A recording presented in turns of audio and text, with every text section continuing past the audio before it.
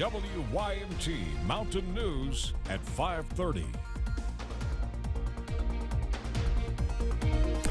Good evening, I'm Steve Hensley. I know many of you probably have been watching the services for former President Jimmy Carter. If you want to continue watching that, you can find a link on our website at WYMT.com. We understand that service is expected to continue for at least another 30 minutes or so. There will also be much more about it on the CBS Evening News at 6:30 and tonight on Mountain News at 11. But we also want to get you updated on everything else going on today. We saw a few more snow flurries, but the bigger weather story is the cold temperatures and what might be coming this weekend. Meteorologist Eric Dean has the latest as our first alert weather days continue on. Eric? That's right, Steve. We have the first alert weather days out for tomorrow going into Saturday as we have that dangerous cold air coming into play. And then Friday, Saturday, we have those snow chances. Take a look at the past several hours. We didn't move much in the temperature department. We started off at 10 a.m. at 24 degrees. It only got up to 27 as we rolled throughout the afternoon hours. And right now we're seeing that temperature of 21 in Hazard, 21 Jackson, Boonville's at 25, 24 in London. Middlesboro's one of the warm spots, if you will, 26. Same story in Monticello. The warm spot, though, is Jacksboro at a nice, toasty, if you will, 27 degrees. But you take a look at the feels like temperature. This is what you want to dress for if you are going out. Already down to 9 in Wise, 25 Whitesburg, 14 Hazard, 21 in Jackson, 18 London, 17 in Williamsburg. And we're even cooler now as compared to 24 hours ago. Just a couple degrees cooler here and there, 4 degrees cooler in Hazard, 3 degrees cooler in Jackson. We are seeing a little bit of a renegade shower on live pinpoint Doppler radar. We'll go ahead and pinpoint over towards portions of Breathitt-Knott County area, over towards the Royalton area to the north and west of Royalton, seeing a little bit of snow at this hour. So the forecast for tonight calls for temperatures in the upper teens and low 20s. We'll keep a light westerly wind in play, but all eyes are on Friday and Saturday. We'll talk about that in the first alert forecast in a few minutes. Steve. Eric, thank you. Governor Andy Beshear is encouraging folks to check on their neighbors as temperatures continue to drop. The governor gave an update on winter storm recovery efforts during a Team Kentucky briefing earlier today. He says crews throughout the Commonwealth are still working to restore power and clear roads of snow and ice. Kentuckians, let's remember to continue looking out after our neighbors and our family members. If you have power and a family member doesn't, and they have a medical device that needs power, invite them over. Help them out until power gets up. I think at the worst case scenario, we're looking at several days in some areas, so I think we'll have a lot more power back up tonight. There are several thousand people still without power across Kentucky. While several officials are asking folks to continue to stay off the roads, others were headed to Frankfort. State offices in Frankfort reopened today as the Kentucky General Assembly got underway. We'll have much more about that coming up at 6. Heating and plumbing companies are working around the clock to make sure everyone can stay safe and warm. One Central Kentucky Heating and Air Company says they've received hundreds of calls within the last few days. One plumbing manager says so far most of their calls have been for busted HVAC systems and generator installations.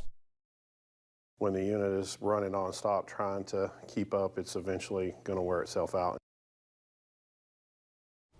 Pearl says it is important that people know how their home is heated. If your house runs primarily on gas, you do not have to worry as much about the cold impacting your heat. But if it runs primarily on electric, you need to be mindful of snow and ice piling up on outdoor unit heat pumps.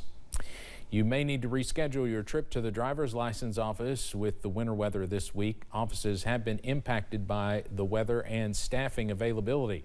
Many appointments at Kentucky driver's licensing regional offices today were rescheduled. You are encouraged to postpone in-office walk-in visits to later this week. They say remote driver's license renewal options are available online and by mail. More information can be found at driveky.gov.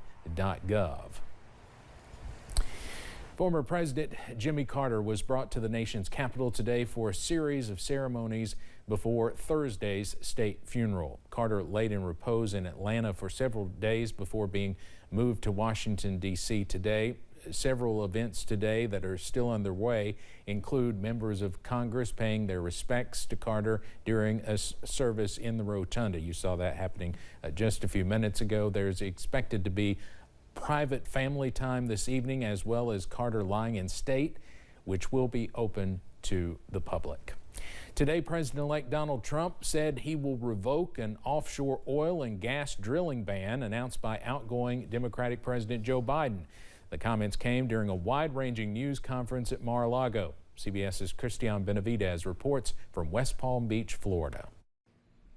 President-elect Donald Trump railed against President Biden's ban on new offshore oil and gas drilling developments. I will reverse it immediately. It'll be done immediately.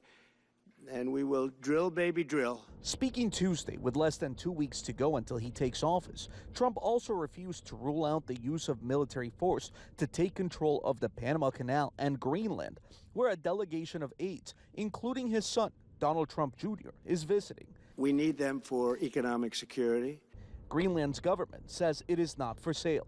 When it came to the remaining hostages Hamas took from Israel, including several Americans, the president-elect did not mince words. If they're not back by the time I get into office, all hell will break out in the Middle East. The president-elect also reiterated his support for those charged in connection with the January 6th attack on the Capitol. So we'll be looking at the whole thing, but I'll be making major pardons, yes. The news conference came the same day a Trump-appointed judge temporarily blocked the public release of special counsel Jack Smith's report on investigations into Trump involving allegations of election interference and the alleged mishandling of classified documents. Christian Benavidez, CBS News, West Palm Beach, Florida. The president-elect also said he plans to rename the Gulf of Mexico the Gulf of America. President-elect Trump also gave his thoughts about former President Jimmy Carter. A reporter questioned Trump, saying he had some harsh words for Carter about the Panama Canal. Trump was asked by the reporter if he felt any remorse about that, and here's what he had to say. Look, I liked him as a man. I disagreed with his policy. So, hey, he thought giving away the Panama Canal was a good thing. I think it cost him the election.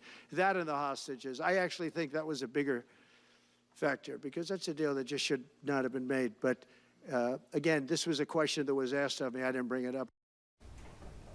The House of Representatives passed the Laken Riley Act today. The legislation is named after a Georgia college student who was killed by an undocumented immigrant who was previously arrested for theft. It would require undocumented migrants who commit certain nonviolent crimes like theft or burglary to be detained. The Senate will likely take up the bill for the first time on Friday. Here's what Congressman Morgan Griffith, who represents Southwest Virginia, had to say about the passage of the act. Quote, "The bill is important, but Laken Riley is more than just a name on a bill. To her loved ones, she was special. She meant much to them, and they'd love to see her again, even if just one more time. But now they only have the memories and the moment to recall." The man accused of killing a woman by setting her on fire in a New York City subway car last month pleaded not guilty to murder charges today. He was ordered held without bail. Sebastian Zepeda Khalil, a 33-year-old undocumented migrant from Guatemala, faces charges of murder and arson. He is accused of using a lighter to set the clothes and blanket of a sleeping woman on fire. The incident was caught on camera. Some Americans with medical debt could soon get a boost on their credit scores. Leading up to his final days in office, President Biden is finalizing a rule that will end the addition of medical debt on credit reports. If Congress does not rescind the rule, roughly 15 million people will have an estimated $49 billion removed from their scores. That's according to the Consumer Financial Protection Bureau. Coming up on Mountain News at 5:30.